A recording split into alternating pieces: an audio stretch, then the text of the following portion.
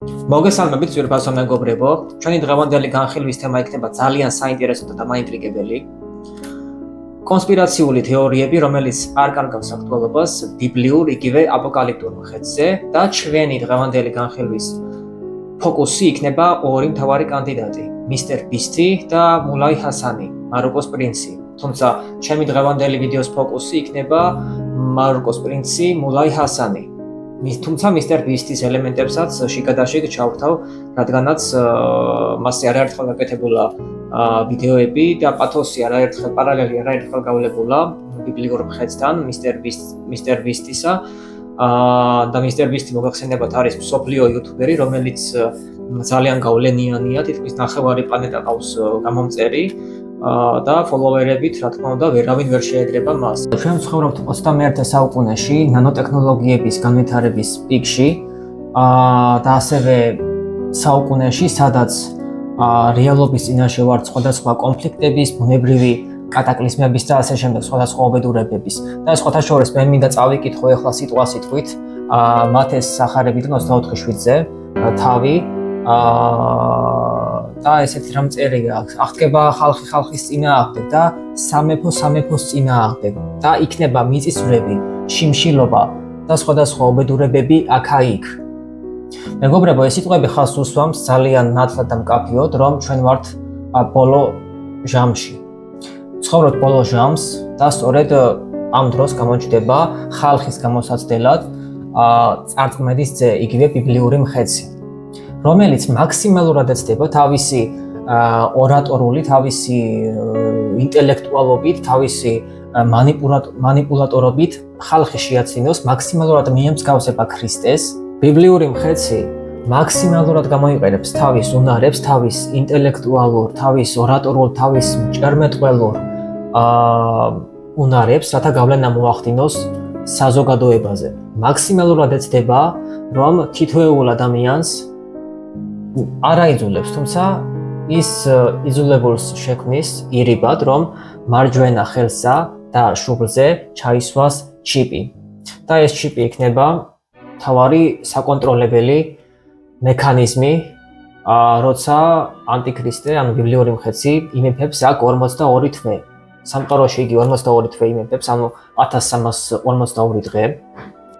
იგი ბიბლიური მხედრი გამოიყენებს თავის თავში თავმოყრილ ჭკვიანურობას, ინტელექტუალურ უნარს, რომლის უკანაც იქნება დიდი სიბოროტე და სიავე. და თქვენ ვერც კი წარმოიდგენთ თუ როგორი სიმახინჯია ინტელექტუალური უნარი, რომლის უკან დგას ბოროტება.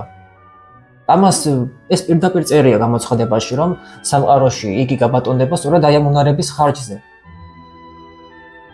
ეს მეგობრებო, ეს არ გეგონოთ თქვენ ვიღაც დიქტატორი, სისხლისმცემელი, ჰიტლერი მაგალითად, სტალინი ან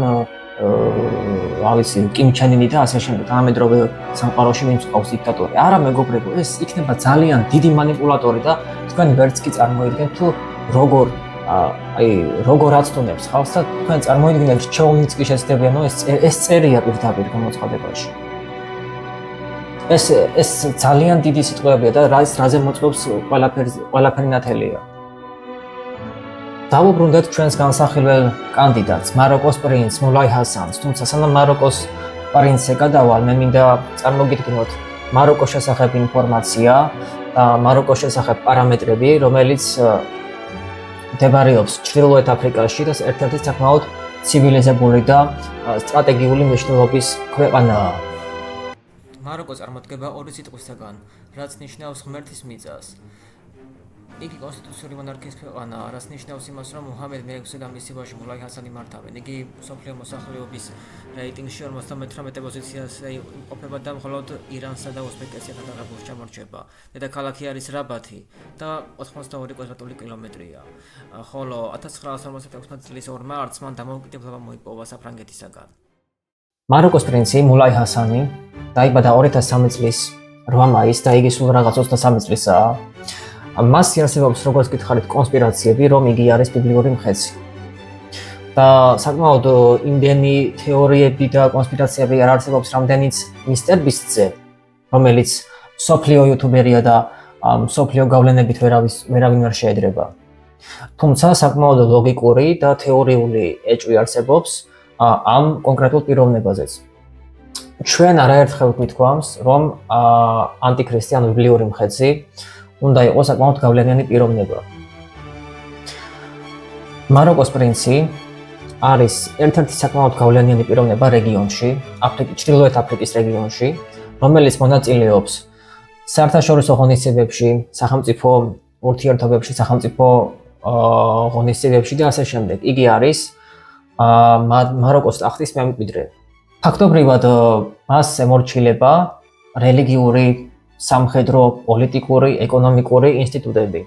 რატომ მაინც და მაინც ბიბლიური მხედრის პარალელი მაროკოს პრინცთან რა შუაშია, ხომ ალბათ იფიქრებს ბევრი. თუმცა თეორიის დონეზე არსებობს რამდენიმე მოძღვრება, რამდენიმე კონსპირაცია, რომლის ფარგლებშიც განიხილება, რომ იგი არის ბიბლიური მხედრი. პირველი, მას აქვს უცნაური მოყვანილობა, ანომალიური მოყვანილობა, უცნაური თვალები და ასე შემდეგ. მეორე, რელიგიური ტიტული. ეს არის ძალიან მნიშვნელოვანი პათოსი, განსაკუთრებით იმ კუთხით, რომ მის დინასტია ცხადებს, რომ ისინი არიან commander of the faith, ანუ სულიერი ლიდერები ქვეყნისა და წინასწარმეტყველის შთამომავლები. და ასევე არის კიდევ ერთი გარემოება, ძალიან ნიშანდობლივი და მნიშვნელოვანი გარემოება, რომ მაროკოს მეფეს აქვს რელიგიური ტიტული. ძალიან მნიშვნელოვანია ეს გარემოება იმ კუთხით, რომ ქვეყანაში რელიგიური, სამხედრო, პოლიტიკური, ეკონომიკური, სოციალური ინსტიტუტები ემორჩილება მეფეს და შესაბამისად აქვს ძალიან დიდი გავლენა. სანამ ანტიქრისტი ან ბიბლიური მხედრი მოვა, მანამდე უნდა გამოჩნდეს მისი მთავარი პროპაგანდისტი, რომელიც მას გზას გაუკაფავს. და ჩვენ რაც განვიხილეთ, რა კანდიდატების განვიხილეთ, აქ მისტერ ბისტი იქნება ეს, თუ მაროკოს პრინცი, შეიძლება არც ერთი არ იყოს. ეს ყველაფერი არის თეორიის დონეზე დალაგებული. შესაძლოა ესენი იყვნენ უბრალოდ მათი PR მენეჯერები, ესე ვთქვათ, მათი პროპაგანდისტები, რომლებიც გზას გაუკაფავენ. თუმცა ამაზე არავინ არაფერი არ იცის და რომც გადაკეკოთ მასალები, ვერაფერს ვერ იპოვით ამაზე. კონკრეტულად ჯერჯერობით არაფერი ცნობილი არ არის. მეგობრებო, მე მინდა სახარება მოგცვალერ. მინდა რომ გავავლოთ პარალელი ძალიან საინტერესო პათოსთან და მე გითხარით, რომ თანამედროვეობაში ანტიქრისტის მთავარი პროპაგანდისტი იქნება სოფლიო გავლენების მქონე ან ინფლუენსერი, ან თუნდაც პოლიტიკოსი და ასე შემდეგ. არ ვიცი, ჯერ არ არის ცნობილი ამასთან დაკავშირებით არაფერი. და მე რატო გეუბნებით ამას? მარკოზის სახარებაში წერია ასეთი რამ.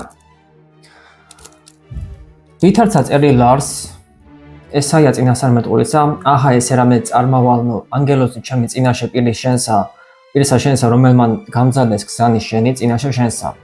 ხმაიმ ღაღადებლისა იუდაპნოსა, გამზადენით გზანი უფლისანი და წრფელი ყვენით ალაგნი მისნი. და იოანე უდაბნოს ანათელს ცემდა და ქადაგებდა ნათლის ცემასა, სინანულსა მისატევებლად ცოდვათა. მეგობრებო, როგორც ქრისტეს, ესე ვთქვათ, გზა გაუკაფა იოანე ნათლისმცემელმა და ქადაგებდა, რომ გზა გაეთავისუფლებინათ და რა თქმა უნდა ეს მეტაფორული მნიშვნელობით.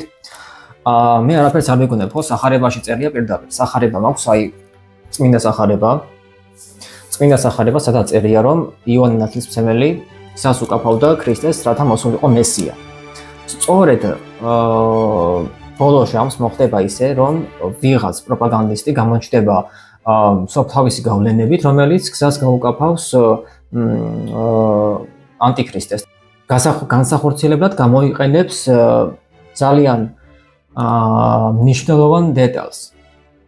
ალბათ მიხვდებით რა არის ეს დეტალი.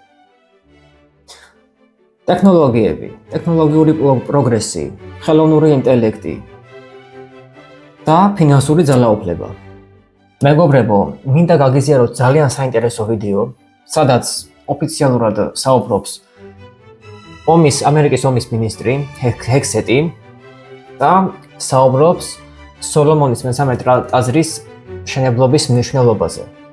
სოლომონის ტაძარი დაინგრა რამდენჯერმე, ეხლა იმ ადგილას იერუსალიმში არის ალაქსას მეჩეთი და იერუსალიმი იმასაც გეტყვით, რომ ძალიან ექსტრავაგანტული ადგილია, ანუ წმინდა ადგილია მუსლიმებისთვისაც, ებრაელებისთვისაც და ქრისტიანებისთვისაც, რა თქმა უნდა.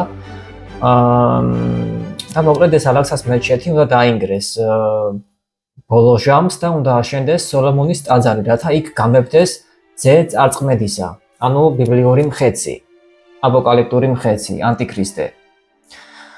ძალიან საინტერესო პათოსია, მეგობრებო, და მე მინდა ამ ვიდეოს უყუროთ და იქ ასახელებს 3 სხვადასხვა თარიღს, რომელიც ისრაელისთვის არის ძალიან მნიშვნელოვანი. Jennifer and I and others had a chance to go see the western wall of the Temple Mount, the western wall tunnels, so much of the old city. And as you stand there, you can't help but behold the miracle before you. And it got me thinking about another miracle that I hope all of you don't see too far away. Because 1917 was a miracle, 1948 was a miracle, 1967 was a miracle, 2017, the declaration of Jerusalem as the capital was a miracle, and there's no reason why the miracle of the reestablishment of the temple on the Temple Mount is not possible. აქ სახელდება 3 თარიღი. პირველი 1917 სიონიზმის დღე. მეორე 1948 ისრაელის დამოუკიდებლობის აღიარების დღე. და მესამე 2017, როცა დედაქალაქი გადავიდა ისრაელში. და ამასაც ხო არ იგონებენ რა თეორიებს. ეს პირდაპირ მეტი რაღა გინდათ, ხომ ამბობს ამერიკის ომის მინისტრი. თუ რა მნიშვნელობა აქვს სოლომონის ტაძრის მშენებლობას. და მეგობრებო, ჩვენ ვიცით, რომ პოლიტიკა და რელიგია სხვადასხვა სფეროა და მათი გაერთიანება არ შეიძლება, თუმცა ამ შემთხვევაში, აი ამ კონკრეტულად ამ შემთხვევაში უნდა გავაერთიანოთ რელიგია და პოლიტიკა და კონსტრუქციულად ვიმსჯელოთ აი ამ საკითხზე. რადგანაც ჩვენ არ შეგვიძლია ვიყოთ სირაქლემას პოზაში. ყველაფერი რაც ხდება აქვს თავისი ახსნა და მნიშვნელობა. როგორც რელიგიური კუთხით, ასევე პოლიტიკური კუთხით. საქართველო ღვთისმშობლის წილხვედრი ქვეყანა, 100,000 მოწამის ქვეყანა, უძველესი ცივილიზაციის კერა და ერთ-ერთი მთავარი საქრისტიანო რეგიონსა და სამყაროში. ღვთისაგან არ იქნება მიტოვებული. ეს თავად ბიბლიაში წერია, რომ იბერია გამწყინება და გამოცხადებაში წერია, რომ საქართველოში იქნება მცირე დევნა ანტიქრისტეს მომხრეების მხრიდან, თუმცა ეს დიდხანს არ გასტანს. ბოლო ჟამს იქნება ძალიან დიდი იდეოლოგიური ძვრები და საქართველოსკენ წამოვლენ ხალხი სხვადასხვა ქვეყნებიდან, მათ შორის მეზობელი ქვეყნებიდან, ასევე სლავური ქვეყნებიდან, ბელარუსიდან, უკრაინიდან, პოლონეთიდან, რუსეთიდან და ასე შემდეგ. და ესე ვთქვათ, რელიგიური კუთხით ძალიან დიდი მნიშვნელობის ქვეყანა გახდება საქართველო სამყაროში, ბოლო ჟამს. და მინდა გითხრათ ესეთი რამ, არასდროს დაკარგოთ უფლისწმენა, რადგანაც კაცთაგან შეუძლებელი ღვთისათვის შესაძლებელი არის. დროებით. მადლობა ყურადღებისათვის, გამოიწერეთ არხი და დააკომენტარეთ მანი პოზიცია.